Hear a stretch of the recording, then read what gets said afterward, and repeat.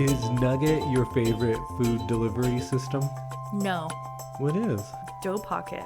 Dough Pocket, yeah.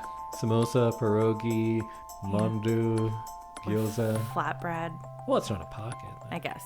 No, It's but more I of mean a like flatbread. no, that's like another delivery method that Sure. I'm a fan of. What's your favorite nugget? Chicken? Yeah, I think so. That's my third favorite. What's your first and second? Weed and gold. Well, I mean, if gold nuggets are on the table, I thought it was edible nugget.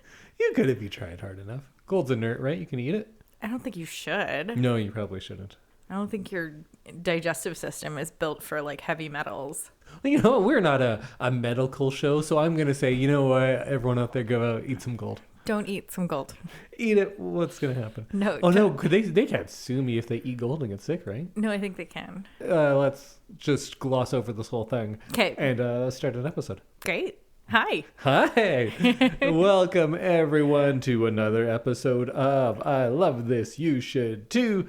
My name is Indy Nugget Randhawa, and with me is Samantha Dough Pocket Randhawa. Sounds like my pockets are full of dough. Sometimes they are. No, they're not. They're full of dough pockets. You're just walking around with pierogies in your pockets. No, I'm not. How many pierogies are in that hoodie right now? 0. Because you just finished them. No. Because I haven't had pierogies in like a week. That's not like the flex you think it is. Oh yeah, I haven't had pierogies in 6 days. All right, what are we doing today, Sam? It is one of our shorter episodes where we will both have a spoiler-free thing of the fortnight, and then Indy will let us know what we're watching for next week. Yeah, we haven't done this in a while. No. Let's see if we still remember how to do it. I kind of feel rusty. It feels weird. But you go first. Oh, yeah. My thing of the fortnight is the television series Freaks and Geeks. Oh, I know this one. Because we just watched it. Well, I guess it's been a little bit now, but I thought you might like it, so I just put it on, and it was so short that we got through it pretty quick. Yeah, but I was telling my mom about this like on Monday night. I was like, you have to watch it. And neither her or Eric had ever heard of it. apparently many people have not, because it did not last long. But it was a American teen comedy drama TV series that aired in 1999 to 2000, and it just had the one season. Mm-hmm. It was created by Paul Feig and Judd Apatow, and I'm going to say all these names of people who were involved. And originally I was planning on telling you like, oh, and you would know them from, but it's just so much because everyone who's involved in this show has had a giant career. Yeah, I was saying, because they were asking me like, oh, who was in it? And I was like, literally everyone. Think of a person, they were probably in it. So the premise of this show, it takes place in 1980, and it follows mainly 2 characters, Lindsay and Sam Weir. They are siblings, but they are quite different, and they don't have all that many stories where they interact with each other, but rather it's about their 2 friend groups. Sam is a geek, a nerd. He's small. He gets bullied a lot. His friends, very much the same. Yeah. And they're hilarious. Lindsay is someone who was more like a studious person. She was very academic, was on the mathletes and everything. And then something changed in her life, like many people when they are in high school. Mm-hmm. And she just wanted something different. She starts dressing differently and making different friends. And those friends are kind of like the freaks of the school, being that they're... one of them's kind of a criminal. They smoke weed. They're like kind of slacker types like that. And a lot of shows do this, or a lot of movies do that as well, when you're like high school cliques and can you be in parts of both worlds? Yeah. And how do you like contain multitudes when in high school you're often kind of pigeonholed into one sort of thing? And Lindsay is a good example of someone who defies that, because in so many shows it always happens, and it's usually a little more clunky. I think this show does what a lot of teen dramas and comedies try to do, but I think this does it better than most, because at first it has a very good cast. Lindsay is played by Linda Cardellini, and if you watch the show, or listen to this show, you'll know that I'm a very big Linda Cardellini fan. I think she's fantastic. A lot. Yeah. And she's very good in this. John Francis Daly is Sam. It also stars James Franco, Sam Levine, Seth Rogen, Jason Segel. So, like, literally everybody. Martin Starr. Martin Starr is one of my favorites. I always said I want to meet someone whose favorite actor is Martin Starr because I'd be friends with that person. Yeah. I don't have the guts to say he's my favorite actor because, you know, Tony Leung exists and Vincent Price. True. So, but Martin Starr is great in this. And he looks like, man, he's such a nerd in this. He's such a nerd. Yeah, there's no hair or makeup needed for that one. He just is a nerd. Joe Flaherty, who a lot of Canadians will know, is Linda Cardellini's dad. Busy Phillips is in it. And then you get some guest stars, and we're like, wait a minute, was that? Because Rashida Jones is in a few episodes, Shia LaBeouf, Ben Stiller, Leslie Mann, Jason Schwartzman. Yeah. There's just so many people. And you'll be like, oh yeah, everyone from every Judd Apatow movie is in this. Yeah. Because he always said that it was canceled and it crushed him. So he always tries to bring back those characters in whatever he does, or those actors as well. Mm-hmm. So the show kind of lives on through all of Apatow's work and reusing those same actors. Yeah, it was always fun when we'd be watching an episode and we'd be like, wait, was that? And then, like, whoever the guest star was, and then you're like, it was. And they're also young in this. Yeah. So some of them were, like, a little harder to identify. Some of them, like Jason Segel, looks exactly the same. He hasn't aged. Same with Linda. You know, most of the main cast actually looks pretty similar. They look pretty much the same, yeah. It's crazy. I know when I put it on for you for the first time, I just said, there's going to be a lot of people you'll recognize. And then just the opening credits, you're like, whoa, look, and oh, this. Yeah. Martin Starr looks different. He does. He was one that we were both like, is that Martin Starr? Oh, no, this is where I knew Martin Starr from. This is where the first time I was like, oh, this guy's great. So it was canceled after only airing 12 episodes. And you'll say, hey, but there was 18 episodes. They didn't even show those last 6. What? Yeah, they're just like, no, get out of here. They're just like on the internet. Yeah. Oh, wow. That's sad. Yeah, it was really sad. And it's so dumb of why it got canceled because first they kept bouncing it around in time slots, and that's always a bad idea. Mm-hmm. And then they put it up against Who Wants to Be a Millionaire. And if you remember the year 1999, that was a juggernaut. That's a hard one to go That against. was one that, yeah, you couldn't miss. And it was still getting like 7 million viewers, which by today's standards is a lot. It's huge, yeah. But by those standards, because like Frasier and Friends were on the air and those were getting twice as many. See, that's a hard time to be like debuting a new show. And then the network picked up the pilot under one president, and then someone else came in. It was on NBC. And the person who came in was like, I don't get it, because they'd never been to a public school in their life. Oh. So that doesn't help. Relatable. Yeah. And then they kept saying, like, well, the characters aren't winning at the end. So, like, you should make them win. They should be the best at things. And they also kept saying, like, well, they're not really cool. Can you make them cooler? That's not the point. No, that's exactly the opposite of the point. So they tried, and you'll see in the kind of late second half of the season, they get those small victories. And it doesn't seem too forced because the writing is good enough on the show that it seems like it works. But it's, not what it should be. And if you want to watch the show, check out the pilot. I think the pilot is fantastic. It gives you a very good idea of what the show is going to be. And honestly, it's only 18 episodes. You can just breeze right through that. It was fast.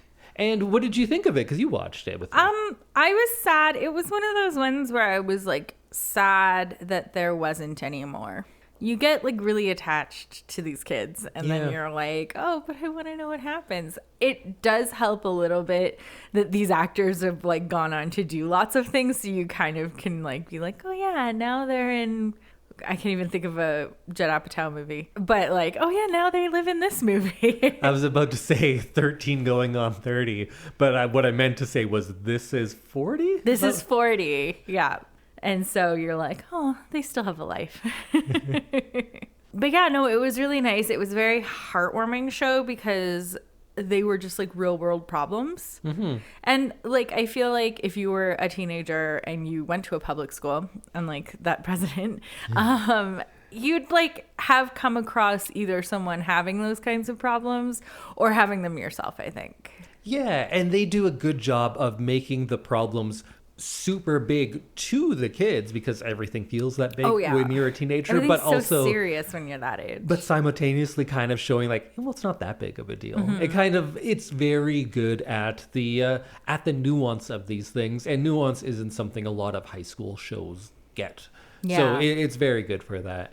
It brings up a lot of tropes that we see in other shows, but they're just more well handled in this. Like someone who, Busy Phillips' character, who's kind of a jerk, and then you meet her parents and you're like, oh, they're jerks, that's where it comes from. But here it just felt so much more earned than like one of those throwaways. Yeah. Because we'd watched Bunheads just right before it. Yeah. And I really like Bunheads. But a lot of those types of things aren't as well handled on Bunheads as they are on Freaks and Geeks. But go check it out. It's probably quite hard to find now, but ask me if you're a pal of mine, and I'll get you a copy. Go watch Freaks and Geeks. It is 25 years old. Wow. Rough. It is 25 years old, but since it takes place in 1980, it's kind of ageless anyway. Yeah. So it's a good one. I forgot how much I liked the show after that rewatch. So Freaks and Geeks. Freaks and Geeks. Also in my top 5 Childish Gambino songs, probably. Oh, I don't know that song. I was about to start doing it, but I'm like, oh, just a few words in, and I shouldn't be saying that. There are words we can't sing along to. All right, Sam, what is your thing of the fortnight? My thing of the fortnight is a book that I listened to. Big surprise. Are we still on Sexy Scots, or have you moved on? No, this was one that I had put a hold on like months ago, and it's kind of popular at the library, so it took like weeks and weeks and weeks for it to come through, and it came through the week we came back on our trip, and so I've been listening to it for about the last week. I think I finished it last week, and I really liked it. It's called Back in the Burbs. It's by Tracy, Wolff, and Avery Flynn, and it's kind of like one of those like girl books, I guess. It's got a girl like, book. Oh, what's a girl book? I don't know, like your classic romantic comedy kind of book. Okay. Where the title, like the cover, is like one bright color, and there's usually like pink on it, and it's like scripty font. You know. Oh, I absolutely know. But I'm just trying to describe it to you. I was trying to share with the world. Absolutely. But I really like it, and I just, when I was pulling up some information on it for this, I just found out that there's a second one coming out. So I'm very happy about that. But this book, Back in the Burbs, is about a woman who is going through a divorce, who in that divorce has lost her job, her home, and most of her friends and life, and is kind of struggling to figure out what's next. She's 35 years old, and she has kind of nothing left in New York City, and then her favorite great aunt dies, and her great aunt leaves her this house in the suburbs. And being a New York City girl, she's never wanted to live in the suburbs, but she goes and she has to fix it up and clean it up because she discovers that her great aunt was a bit of a hoarder, and is just like finding herself through all of this stuff that she's finding in her great aunt's house. And she realizes that her great aunt left her the house so that she could find herself again. And so there's some romance, there's some new female friends, you get kind of a mystery in the middle of it, and then you get kind of a really nice redemption arc. So I really enjoyed it. It kind of felt like reading like a friend's like Facebook update. That sounds very old and boring. But like, I was going to say, that makes it sound not so good. No, you get like a little update every so often about her, and like it just felt like you were reading a friend's kind of updates. And I don't know, it just like, it had a nice warm fuzzy feeling while I was listening to it, and I really enjoyed it. So yeah, that's my thing. This is the first time you read this book. Yes. There was another book that you talked about on this where it was someone's family member had died, and then they go to the house and they start going through the things, and they learn so much about their grandmother, but also themselves, and self-discovery along with...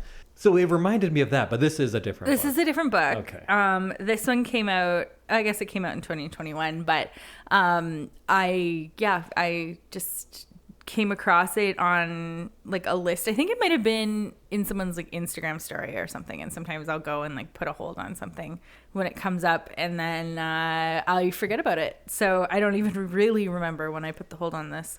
But it was a nice, light, fun book that was kind of a nice little escape. What is the protagonist's name? Her name's Mallory, and you get some fun other characters as well. But Mallory, it's a lot of like inner dialogue in first person, so it feels a little bit more diary-ish. Sure. Which I think I kind of like that style. So I do a lot of the time as well. Yeah, it was just kind of nice, and you're not switching between like narrators. That I feel like has crippled the publishing industry of the last 10 years. Multiple narrators per book. Yeah. Every book is like that now. I don't get why. It's easier, I guess. Yeah. It would be easier to write that way, but it can work, but I feel like it's a crutch a lot of the time. Yeah, and like fully produced audiobooks are kind of the thing now, where you have like a cast and you have music. I returned a book because there was music in the background. Oh, just throughout? Yeah. Oh, that's annoying. I thought, because like sometimes there'll be like for the introduction, and sometimes there's like a little theme, like, or like mood music like to go with podcast. It. Yeah. It fades out after 20 seconds. But I listened to about 20 minutes of it, and I was like, I can't do it. Yeah. Because it was like music, and it was like the same music for the first 20 minutes, and I was like, I don't foresee this getting any better. And I did skip ahead a little bit, and I was like, nope, still there. And I returned it to the library because I was like, I can't do this. Yeah, that kind of sounds annoying. Mm-hmm. Unlike your thing of the fortnight, which was called From the Burbs. Back in the Burbs. Back in the Burbs. By Tracy, Wolff, and Avery, Flynn. Oh, but two writers. Yes. Which is really interesting because I did look them up, and one writes this kind of book, and the other one, it seemed like she wrote like nonfiction. So I was like, they must be friends or something. I don't know. It didn't seem like their books really went together. But I don't really know enough about them to make that judgment. That's always interesting to me because the idea of writing a novel with someone seems very terrible. Odd. Yeah. But it's so common now. Yeah, there's so many books that I've read that have two people. And I always assume it's like one person wrote it and then the other person came in and like filled in the holes. I don't know. The only ones I know about are there's some of those really big authors where someone else writes it and then they just come and put their name on it, essentially. Is that ghostwriting? No. Well, there's that. But then like what James Patterson often does is like it's always James Patterson with someone. I think he probably reads it and does something, but I don't think he's sitting down with I don't think he's met all those people he apparently has doesn't written books edit. with. And then it's his book then. Yeah. Well, Indy, what are we doing next week? Oh yeah, for our big watch, we're getting back into movies. Woohoo! And way back when, I don't even remember what it was. Oh, I gave you the option of, do you want something older and English or something newer and not English? And much to my surprise, you picked Hero. And the other movie I had behind my back that day was the older in English movie. So we're just going to do that. Excellent. I think I've gotten to the point again. It happens every now and then in our show where I'm just like, how about this movie? Whatever. That's kind of how I feel right now because I was like thinking about it and I couldn't remember if it was your turn or my turn. And I was like, I don't know any movies.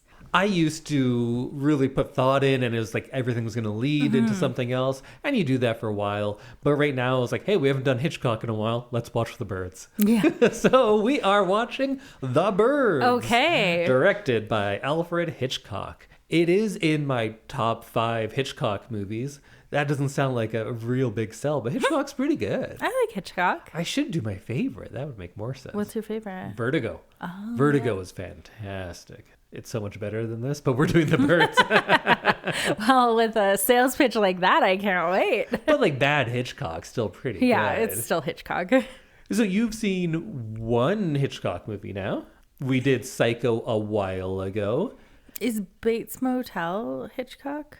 I'm not entirely sure what that is. Isn't that like a WB TV show or something? Oh, no, you're right. Yeah. But it's like based on... Yeah, it's like based on Psycho. Yeah. But I feel like it's not... It's inspired by... Sure, yeah. They share a motel. Yes. But I don't know if I would consider Bates Motel Hitchcock. 'Cause I've never seen it, though. So. Have you? Yeah. Is it good? Yeah. Okay. I enjoyed...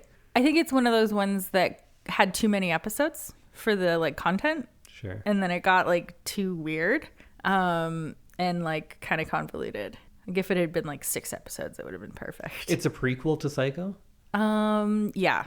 I think I just don't want any more of those. Mm-hmm. The last time I was intrigued was in like 1999 when it was like, hey, what about Darth Vader? But he's just a little kid. Yeah. I'm like, okay, I'm interested. And you know what? It didn't work out well. No. And consistently, every time where it's like, hey, you know this evil queen from whatever cartoon? What made her evil? Yeah. And I'm like, I don't care much anymore. I used to.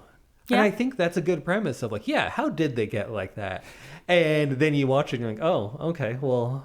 That usually just undoes what you told me in the other movies. Yeah. But whatever. Yeah, there's a lot of like continuity errors in prequels. So It's just everything has to be IP. It just has to be something that already exists. Just tell me that story without linking it to this other movie. You know what It'll story probably you be so can much tell better. me?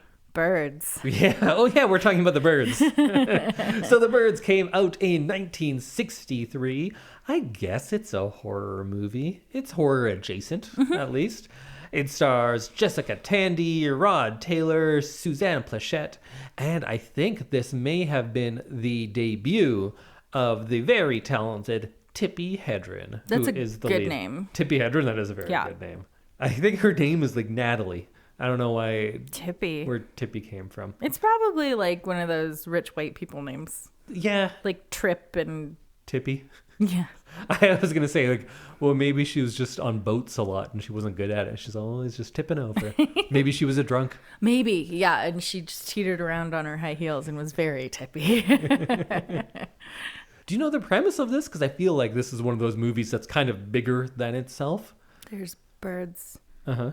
And that's it. What do the birds do? They attack people? There you go. That's Murder the premise birds. of this movie. Murder birds. Well, I don't know if they... Yeah, we'll say that. Okay. Assault birds. Sure. And it's just that. There you go. That's Okay. the movie. Well then. And you're like, how can that be a good 2-hour movie? That is what we will find out. Right. So I remember liking this movie very much. I haven't seen it in, a good 20 years or so. I kind of watched it when I was in my late teens or early 20s and just was watching all of Hitchcock. So I'm like, hey, this guy's real good. I'm going to watch his movies. And I watched it. Then it didn't grab me like Psycho and Vertigo. And why am I downplaying this movie? But it's very good. And I think the simplicity of it and what you can do with something so seemingly simple is a lot of fun. So it is a good film class kind of movie for reasons we'll talk about soon. But I think it's fun to watch one now where it's less like psychoanalysis like we were doing in so many of those Wong Kar-wai movies. Oh, yeah. And it can be more about like the formal stuff because that's what Hitchcock was great at. Suspense, tension, and the formal film language he is very good at. So I assume all of that is going to be very present in this movie. So we are going to watch The Birds. I think it is available to stream on Amazon, but all of those other places you can rent it and also go to your public library. If they don't have a copy of The Birds, you should be like, hey, library, why don't you have a copy of The Birds? Or one of the free streaming services that come with the library, I'm sure, have a copy of The Birds on it. Like there's Canopy and Hoopla are the ones we use often. And since it's kind of one of those older classics, it's pretty common in a lot of streaming places, especially on the free ones. Yeah. So go watch The Birds. It is 2 hours, and that used to be like, whoa, that's a long movie. But if you've been to a movie in the last 4 years, you'll be like, oh, that's just going to breeze right by. Yeah. Oh, yeah. Usually movies are like 2.5 hours now. Well, I'm not going to talk anymore. This has been a rambly episode, but we'll get back focused next week when we talk all about The Birds. Bye, everyone. Goodbye.